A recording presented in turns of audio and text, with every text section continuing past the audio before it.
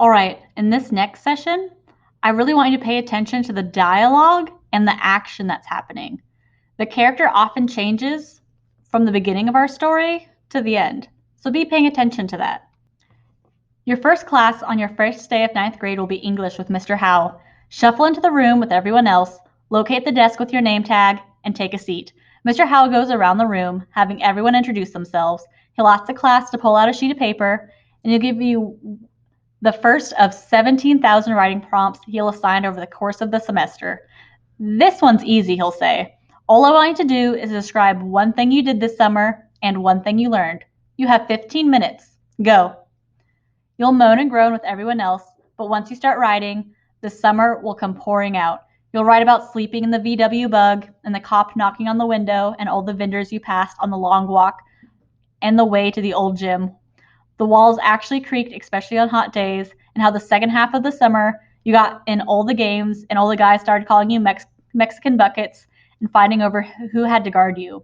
By the time you spent the time you spent on the actual court, you'll realize was nowhere near as important as the time you spent in the bleachers. And you'll devote all your remaining time to describing one seemingly insignificant moment. During your last week at the gym, Slim offered to buy you a hot dog and Coke for lunch. He claimed he was tired of watching you scoop handfuls of generic granola into your mouth every day. You're a growing boy, man. You need a balanced diet. Now let's go get you a hot dog and Coke. No thanks, you told him. He looked at you surprised. You sure? My treat. Nah, I'm good, you said. But thanks. All right, he said, shrugging. I guess you must really like that granola. And then he walked away. Truth was, you turned him down that day because you knew he didn't have any money. He'd lost his security guard job at the start of the summer, his shoes were falling apart, and you heard he had been evicted from his apartment. Saying no, you thought, was the right thing to do. But on the car ride home that afternoon, your pop shook his head in disappointment. He turned down his news show for the first time all summer.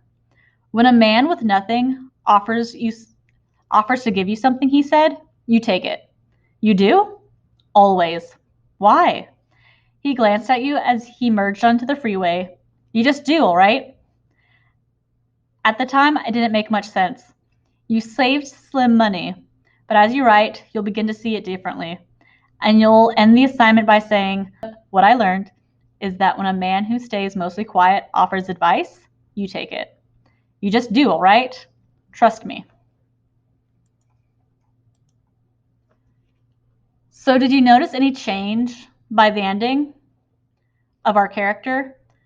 Are you seeing any new parts? Or are you discovering or thinking anything new? If you need to, go back and reread that last chapter.